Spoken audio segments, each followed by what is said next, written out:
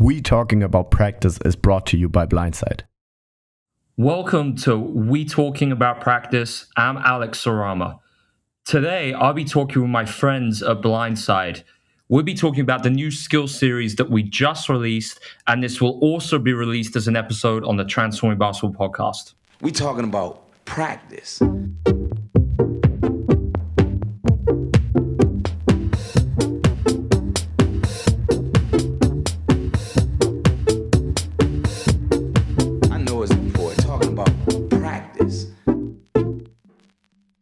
Welcome to another episode of We Talking About Practice. Alex, great to have you a third time in our podcast. I think you're the second guest that reaches that number. The only one who else reached the number is Eric, our good friend from Bremerhaven. Welcome, Ben, as well. Welcome to the show. Thank you so much, guys. Pleasure to be on. Always enjoy shooting podcasts with you guys. It's being in a hotel room in Washington is not the same as the Blindside studios in Berlin. I will say that was a really fun episode over the summer. But hey, it's crazy how quickly things change. We were recording that episode.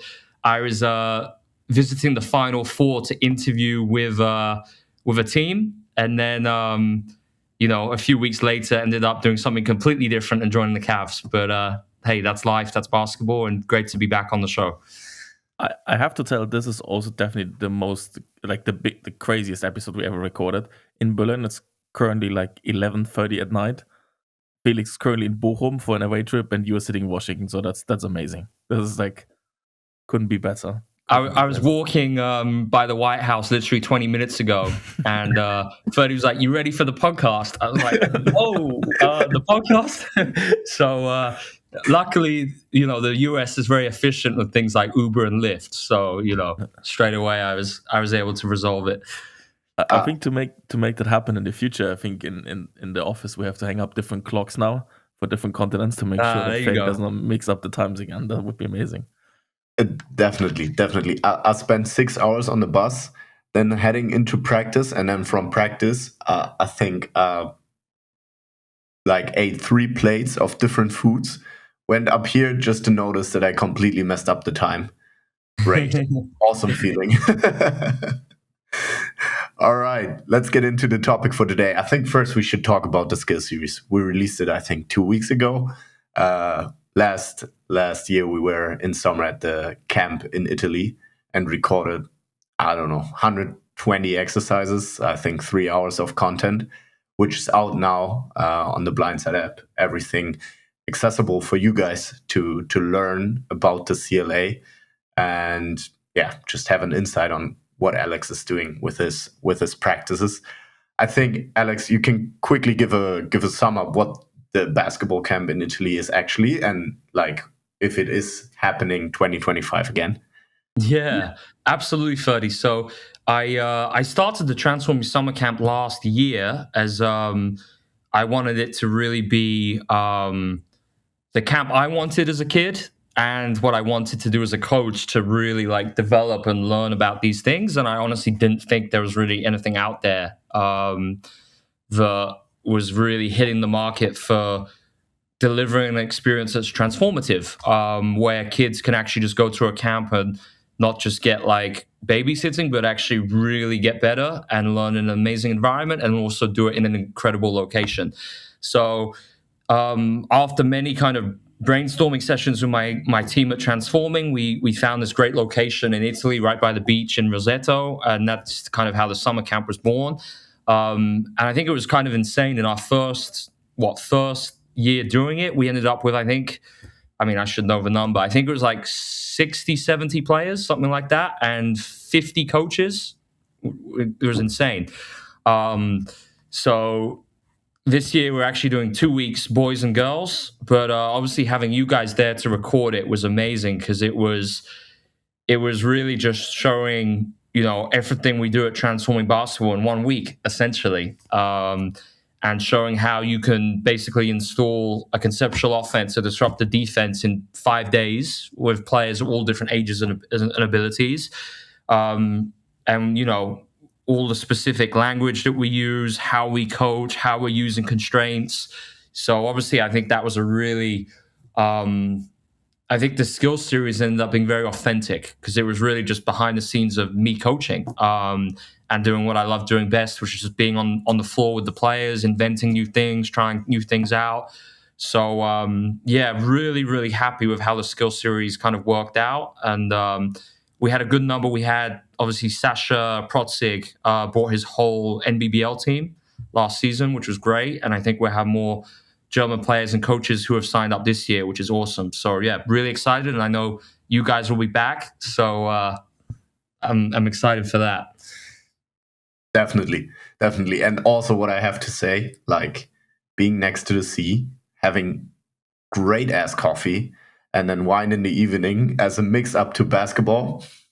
That wasn't too bad. Oh, bad. Absolutely. Beach time is obviously factored into the camp, which was very important. I don't believe in all this shit like do 7 hours a day. So it's quality over quantity with me.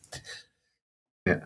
How do you go by if you don't know the whole personnel of like how skilled basketball players are, how different they are, of like building a practice with them? What were your initial thoughts on that?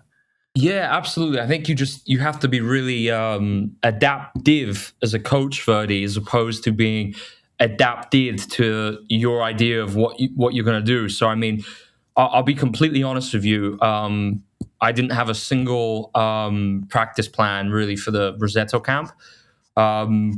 We had principles which I discussed with my transforming team of what we were going to touch on each day, because we had like pre-planned video sessions. Like we did classroom sessions with the players every day where they'd learn new transforming concepts every day. And then, of course, we'd do it on the court. But it was actually a great constraint having you there, because of all the different groups, personally, I never repeat stuff anyway because it's really boring. So it's like, even if you guys weren't there, I wouldn't have done the same sessions with different players, because it's like, it's not fun for me. So I was constantly just, had a principle like, all right, we're going to work dominoes day 1, day 2, we're going to hit gets. But then kind of how we brought that to life was really different with each group of players that we had. And I think that's where being able to respond on the fly, and obviously I think it's just being bold enough to literally try stuff you've never done in a practice and just seeing what happens.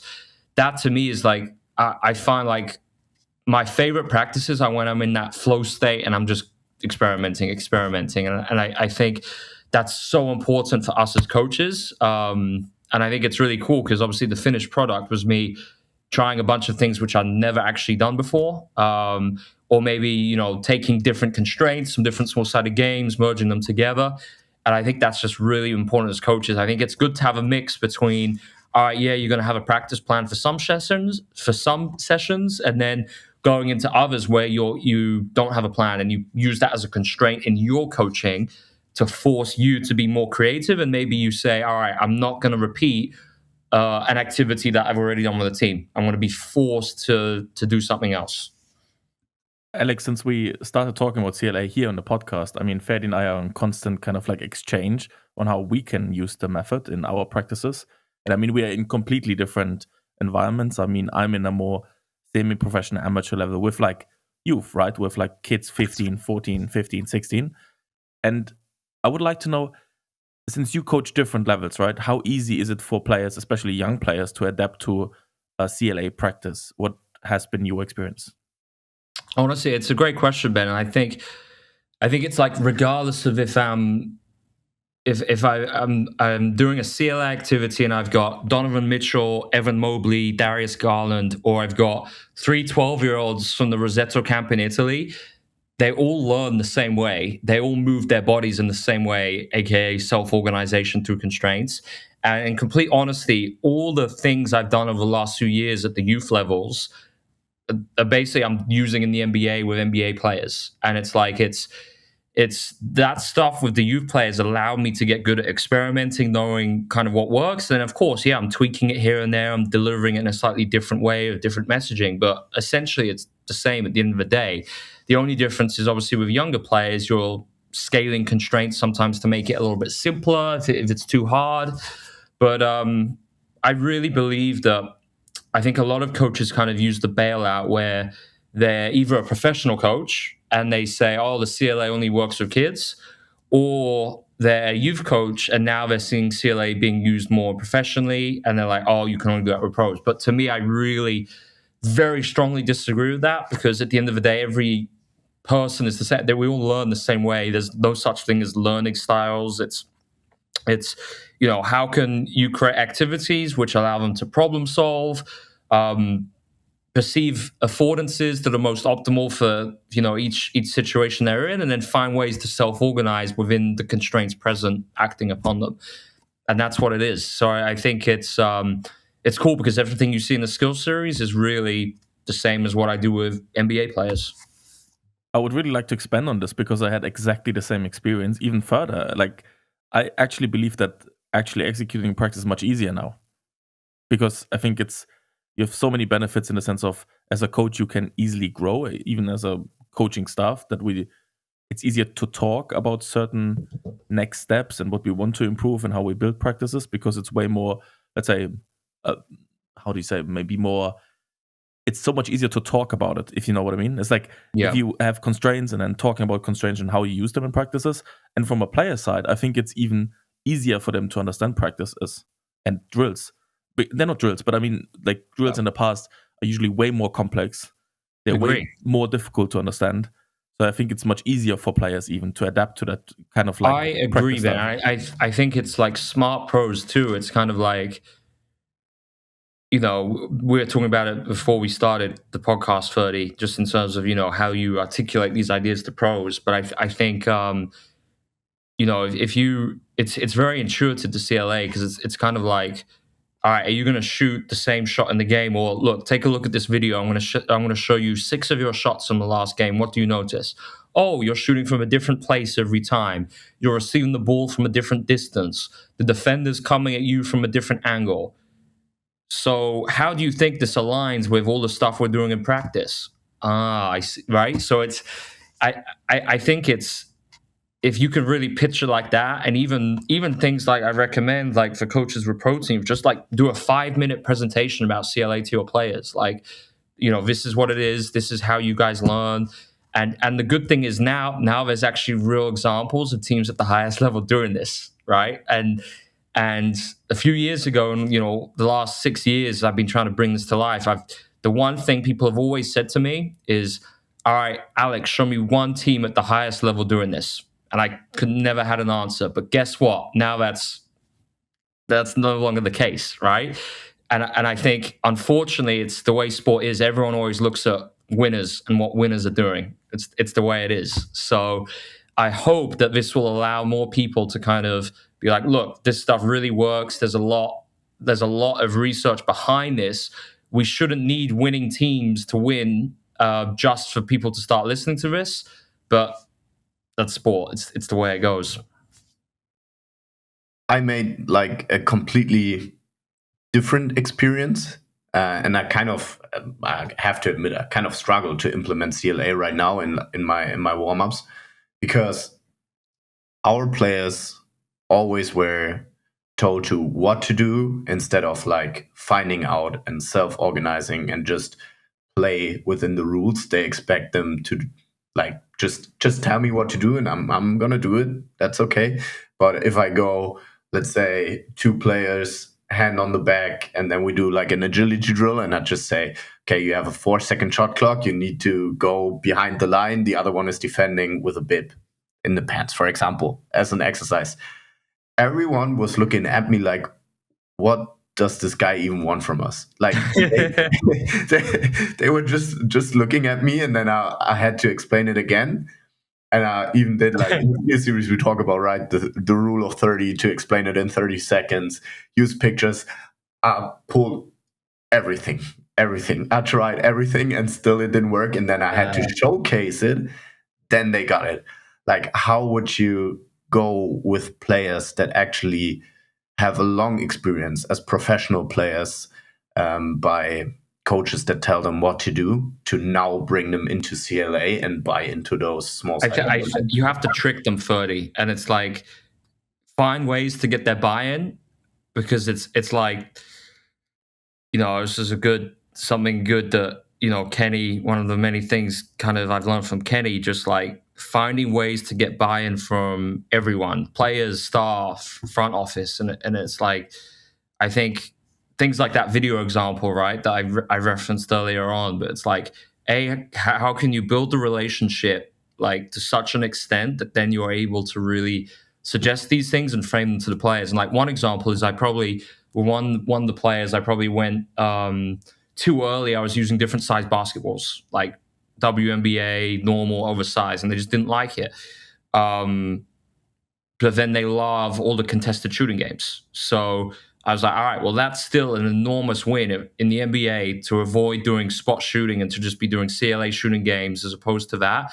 All right, yeah, I'd love to be doing all my differential learning stuff too, but they're not ready for that. No problem. That's still an enormous win. And, maybe we're going to do a less advanced, we're doing less advanced versions of DL, like, for instance, just different stances, arcs, changing range. And then we might never get to the different ball sizes, but that's okay. Maybe they'll be ready for it in 6 months, maybe a year. But it's, I think especially at this level, it's kind of like so many people in the players' ears that it's, so many people are talking at them. I think once they really trust you and they feel like they're improving and they see it, then I think you can keep suggesting more. But it's just finding, what's the most advanced thing we can do that's acceptable? I call it Maya. And let's roll with that. And then, obviously over time, hopefully it keeps evolving and keeps changing. But I think, it's still obviously a huge win just to be having loads of variability from different one-on-ones, two-on-ones, one-on-two shooting games, and the rest will come. Maybe the last question regarding this. I recognized always when a player is injured, I started the rehab process about like from movement to differential learning stuff with a basketball and then towards CLA with like just one-on-ones. And it always felt easy in that kind of way to go by because players get more confident in their return to play by just moving and exploring. And then I got the trust for them to build CLA activities, to build small-sided games. And they bought into that because it was more like a personal relation to the methods and stuff like that.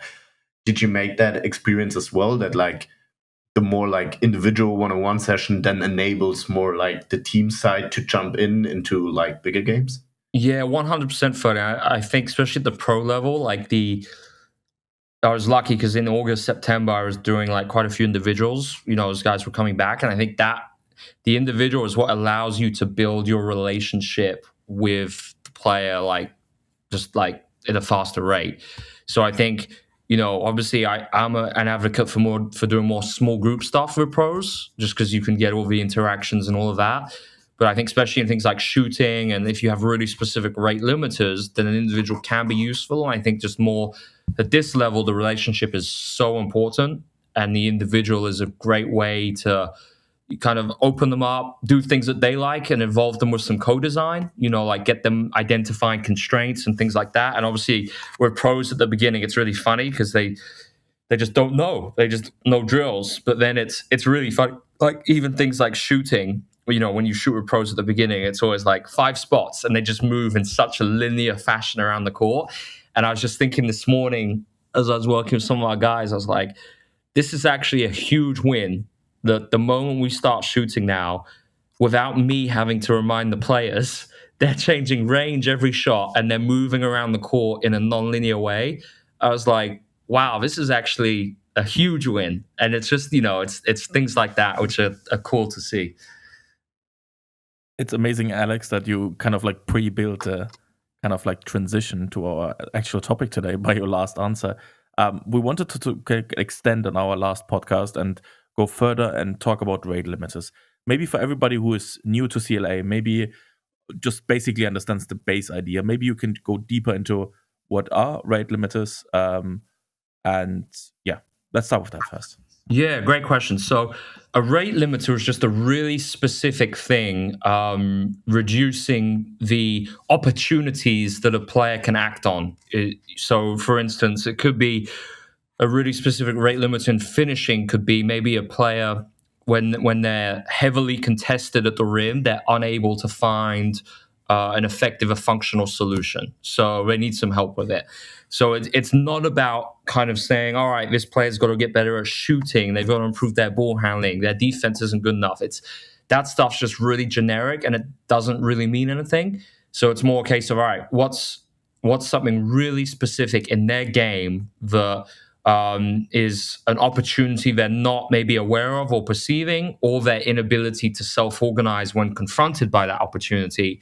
And then it becomes a case of, okay, how can we then use a CLA to target these rate limiters? And the good thing is when you identify these rate limiters, either for your team or for an individual player, it kind of informs what constraints you select and how you design activities. So I think it's a really good one. And I'm looking at my notes here because I was just reading Rob Gray's new book, and every book I read, I type up my notes, and there was something really good Rob said about it. I'm just scanning through. It was talking about the difference with technique and skill, and it's super relevant for this topic. One sec. It is. Yeah, here we go. I'm just going to read it out. Simply put, we can consider a technique to be but one of the possible movement solutions to a movement problem faced by an athlete. Skill, on the other hand, represents the extent to which an athlete can adapt that technique to produce behavior that suits the task's demands, i.e., is it functional and is it resulting in performance optimization? And I think that's just a really good way of putting it, because the more I've kind of spoken about rate limiters, I did a whole chapter basically on rate limiters in my book, talking about player development. And I just think some people maybe got a little confused thinking it's kind of talking about just techniques or things like that. And I think that's where it's important we recognize the difference between technique and skill. I find it really interesting and quite important for CLA that you find those rate limiters. I mean, this is one of the key parts that you can then adapt and build kind of like exercise around those rate limiters and then constraints to improve them. What I've seen, especially in youth setting, is it really depends where the player is kind of playing and how much is he forced to kind of unveil his rate limiters. How do you discover them? Because if I have a player who is like super dominant in a certain league, then he's never really like forced to actually unveil them, and they kind of like it's more difficult to find them. So what are maybe ways to find them? What works and what would work for players who are maybe in like different scenarios, like a youth Great player question. who plays in different levels? Yeah. So my whole career up until last year, I had no analytics available, like nothing. College prep Italy, we had no numbers ever. It was just the constraints of the league and the level we were playing in. So what that forced me to do was basically everything I had to do in terms of identifying rate limiters was based off very specific observations from film, watching tons of film. So, and I actually think the rate limiters we identified were incredibly accurate and relative to the players. Now at the NBA level, obviously you're really lucky because of all the great data that's available, second spectrum, etc. And I've loved using that because it basically, if it's used well, it basically can highlight what the rate limiters are straight away, and it's empirical. The problem is you then need to do a deep dive into why the number is the number that it is, and actually why it's a limiting factor or rate limiter if it is one. And that's where I think analytics is not used like it could be in the NBA, because you never see that deep dive, and then you never see the results of that deep dive actually leading to on-court development that's targeting it, if that makes sense. So it's kind of like at this level, it's let's use the numbers, let's figure it out, and then all your interventions kind of come from there. But I think for youth coaches, I think you don't need the numbers necessarily. Of course, I think things like box scores it's too simplistic. I think it's better to just focus on film and just be really specific.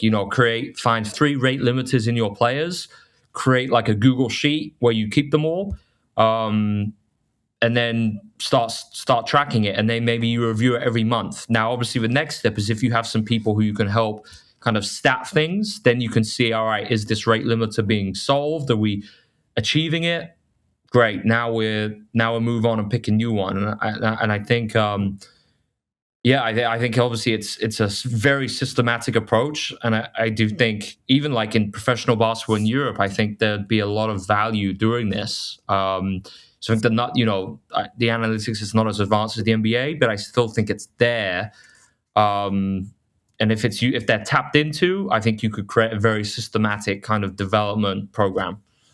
Maybe we can just to have a better visualization on what rate limiters can be. Maybe you can name a few examples and maybe explain how can it be categorized. So what is the dimensions?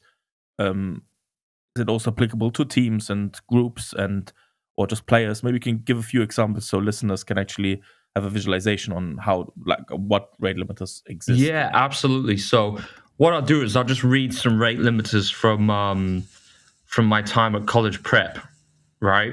So I've got like a huge database here in front of me right now. That's the benefit of having everything on Google Drive.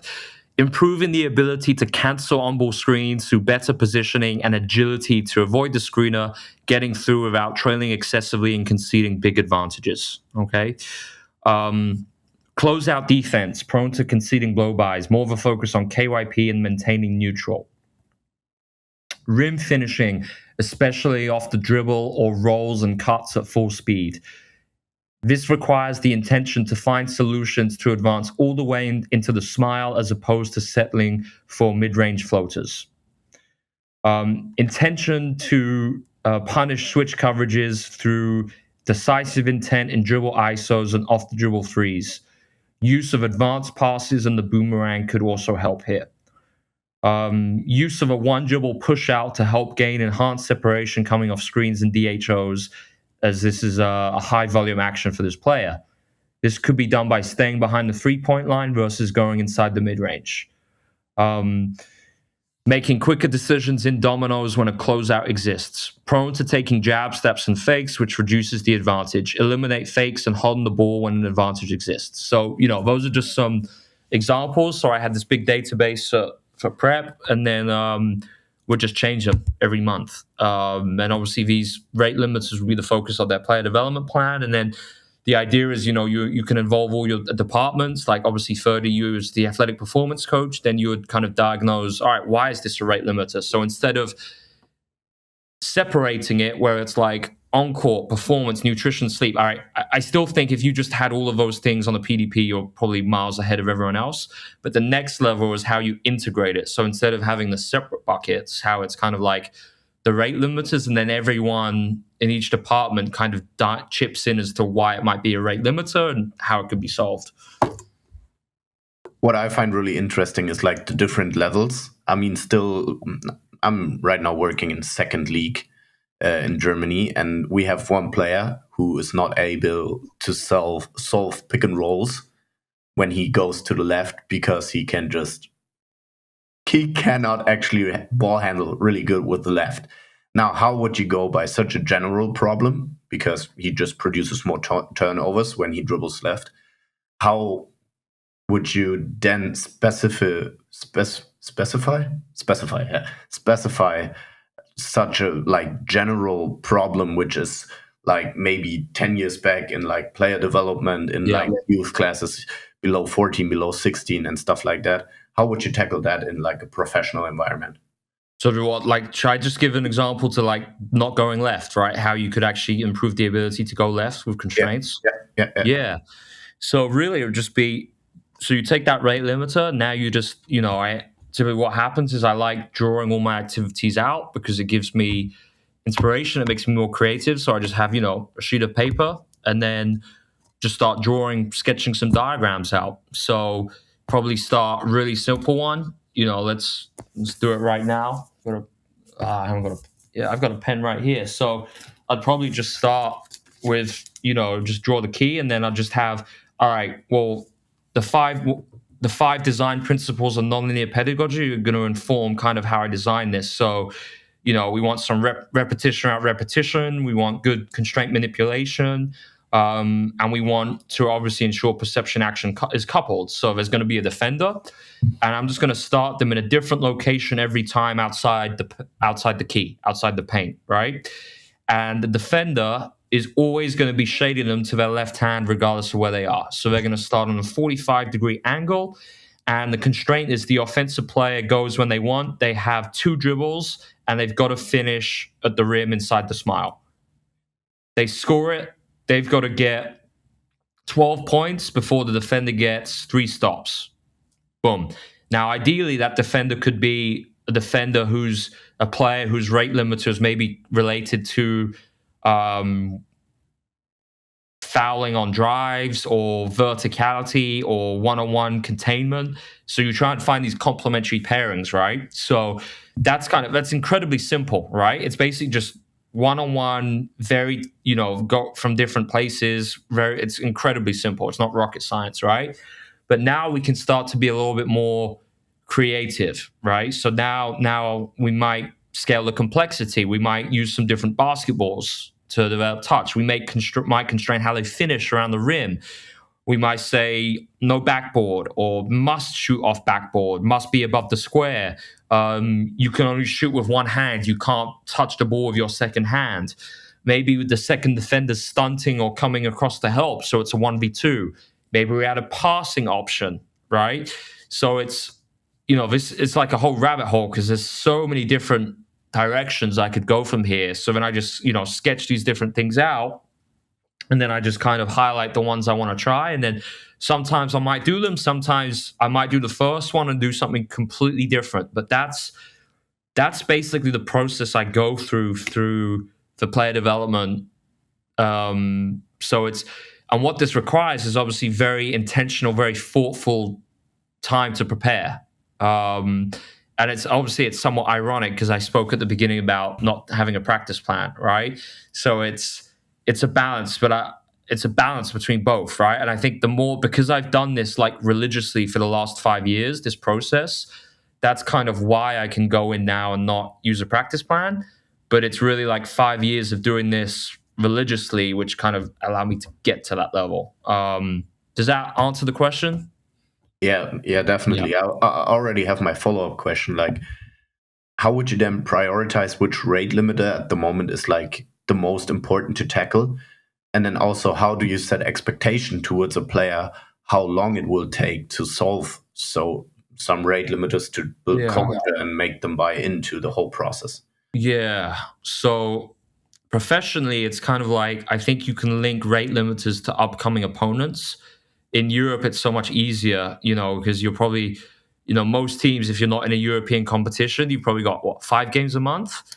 So I think you could really map out the coverages you got to be super organized, right, to do this, but it's perfectly achievable.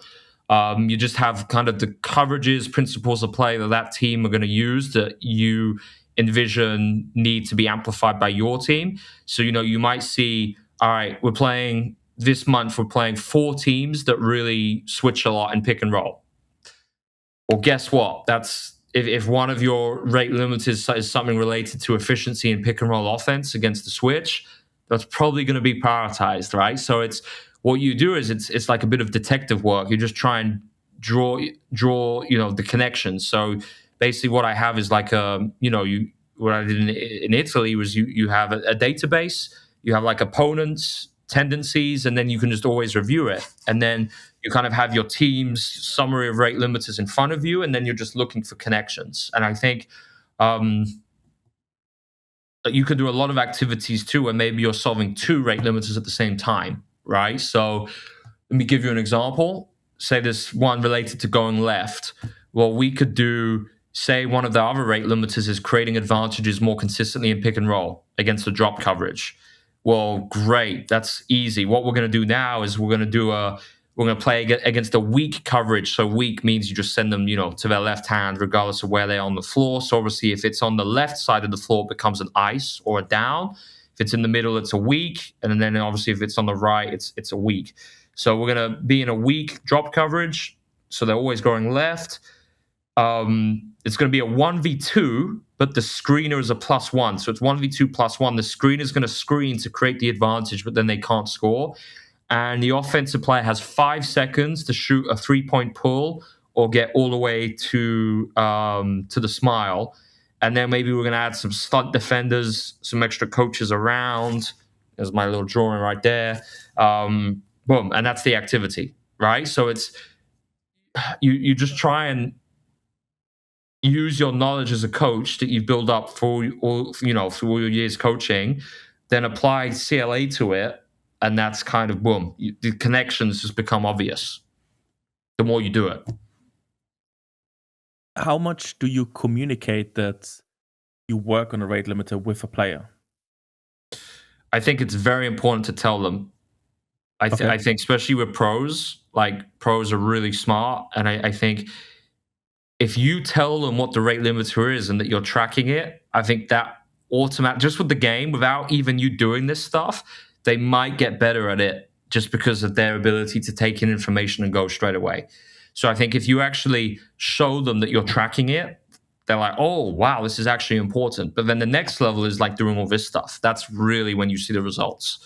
But I even with youth players, like at college, we presented the PDPs to them, sit down with the players, involve them in the process. I think it's huge part of it. Then the next question would be, if you tell them and you make it public or talk to them, how many can you tackle at the same time? I mean, we all know that probably in our minds we would find a lot of limiters for each of our players. Even on the topest level. I think 3, Ben. I think 3 at a time is good, because I think it's basically, when the player goes into the game, the way I look at it is like they should have these 3 things as intentions that they're focused on.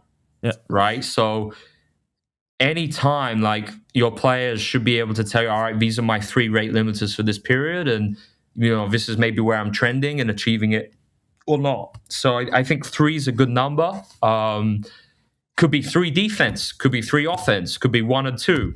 It depends on what is going to help the player the most right now. And often professionally, that means what's going to help the player improve in a way that makes us win, right? At the youth level, it's more a case of what's the most important thing for this player in 5 years, right? So it's kind of different based on what level you're coaching.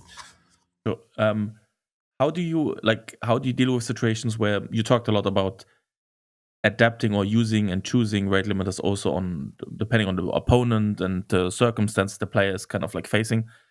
I mean, you're not the coach of both teams, right? So there might be surprises and there might be situations where unexpected things happen. I mean, that's great in the sense of CLA, but how do you deal with those situations where the player is kind of like without intention being forced to do something completely else?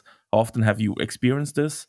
And how do you kind of like make sure, if there's so many different inputs, you kind of gave him rate limiters and things to work on, and then in the game something completely different is expected from the player? How do you kind of like deal that also in planning and preparing and continuing? Yeah, I think it's just, any player development coach, you got to be so aligned with your head coach.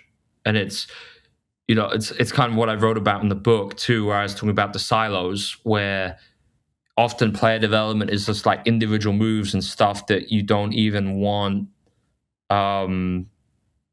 your players to do in the team offense. Like, I'll give you an example, like an ISO where you take a contested fadeaway, right? And it was funny because I had this conversation with my coaches in Italy about this example. They never did that. They never would have. But we saw it with on social media and all this, and we're like, it's insane that this is existing, at high levels, where it's like players would be taking this shot in PD, and it's literally the head coach would probably be having a fit if this player who's not like a star goes into a game and like is taking the shot on a regular basis, right? So that's just one example of the silo that exists. So it's more, your player development has to be reverse engineered from what your head coach wants for, how the team plays. So even if you don't agree with that, doesn't matter. You've got to implement your head coach's vision for the team, and then you're designing your PD environments around that, right? So I think in college prep, it was kind of like I did most of the development, even though I was the head coach. And the other coaches coached a lot, right? I delegated a lot, but it's just I didn't want to have the silos. So it was kind of like and that's what allowed the other coaches to learn faster and really kind of see how I wanted it for the principles of play and all of that. So I think even if I was like head coaching professionally, I'd do this, like I would be out there pre-game warm-ups, sweating with the guys, guarding them with the stick, doing all that stuff. Because I think we've got to try and get out of these silos and really like ensure that it's just, anything you see in a PD environment is reflective of what you want the guys to do in a real game. I think what might be the toughest one to deal with are rate limits that are somehow connected to psychological stuff. Yeah. How would you deal 100%. with one of those? Let's say somebody, let's just make an example out of our team, great shooter overall, but starts missing free throws. Now Yeah. he's getting a rate limiter because he's all nervous and he has a bad streak going. How do you go by ensuring confidence again in those rate limiters and tackling like those high sensible topics? So an integrated coach, mental skills coach, is the only way you can really hit that. It's because it's, especially when you start getting into that stuff, like I think you really have to know what you're doing if you're giving advice to players. So in the book I wrote about, in the last section, there was a great contribution from Andy Bass. He's the mental skills coach for the Pittsburgh Pirates. And he basically spoke about how to apply motor learning ideas to mental skills training. Another great example is JD Dubois. He was the assistant coach of the Lakers last year, just finished his PhD on, mental skills training. So the idea is that you basically need someone like that on a staff who's really part of your day-to-day, who the players trust, and who is John Giesbrecht's another great example. He also had a section in the book, and they're basically out there with the basketball coaches. So then during, the activities that you're creating, they're giving feedback to the players, designing constraints, all of that. That's the only way I think you can do it. And I know not everyone has those resources, but I think if the only other solution is you try and learn it yourself by learning from these guys. So, maybe you read like some of John's work, you read some of Andy's work, you listen to their podcasts, and you do that. But it's an interesting one. As soon as you have finished like one rate limiter, let's say you're working on certain stuff, when would you actually term it's being developed successful? Like we're at a state where we can say, okay, we go to the next one, or we find a new rate limiter. And how would you like communicate that with players? I think it's just, to be honest, it's just my gut feeling. Like of course, yeah, we can say we're going to have this KPI and this number attached to it. And, I do that in all my stuff. I have real KPIs. But then at the end of the day, that's where it's like, how can you take the science and art? Right? Sergio Oliva also wrote about that in the book. It was a great thing. I'm sorry I mentioned the book too much, but it's perfect because it's literally like, all the resources and answers I can refer back to. And, Sergi said it's like, it's always going to be the art side to coaching, right? We can't just be 100% science, CLA, all of it. So it's like, but to apply the CLA well, then it's like you have to apply your gut feel as the coach. Right. So this is the perfect example, because it's like, all right, maybe the numbers, maybe there's a KPI that you've been set, but you feel like this thing is so important to the players' continued success and the team that you're going to keep that rate limiter all year because it has such an impact on their game and their efficiency. Whereas on the other hand, maybe they're not achieving the KPI, but it's been 2 months and you feel like there's another rate limiter which you can really quickly solve. Right. So this is where it's the more players you work with and the more years you've done this, the easier it is, I think, to do this in an informed way. Yeah, that's my 2 cents on it. I think we should also not underestimate the players themselves. I mean, usually they're quite capable of understanding, even if we, I don't know, like stop working on a limiter, like in practice together and really focus on it. In my experience, even like 14, 15, 16-year-old kids get back to that in games themselves. They get back to that in practices. Yep. So maybe sometimes it's just a great option to switch. And maybe for youth coaches, in my experience, sometimes it's just a great thing to rotate, even having a certain rhythm and knowing that you have like, I don't know, for every player, 10, 12 maybe in total. and you rotate between them, and they're well capable of, I don't know, still thinking about it. And if you talk to them once in a while, they will get back to it. And when they get a chance in practices, so maybe for youth coaches, it might even be a good thing to just have a structure that does not stress you, even in an unprofessional environment, to actually track all of it, doing the prep on rate limiters in general, and then the whole year making sure that each of those rate limiters gets enough attention, that the player has understood it, and then getting back to it again in a certain rotation. From my experience, that makes it much easier for environments where resources are limited and time is limited to just have enough attention on each of them without having this extra step of like super managing and micromanaging each of the steps. Maybe that can be a solution for environments that are smaller and a bit 100%. less professional. No, I think that's a great idea.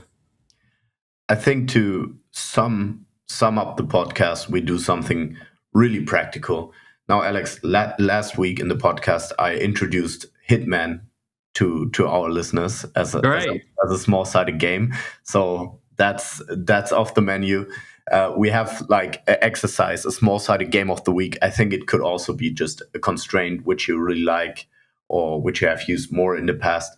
Maybe you got something for us. Maybe also something from the SkillSeries, which we recorded. Yeah, let's go with the one opportunity constraint from the SkillSeries. It's such a good one.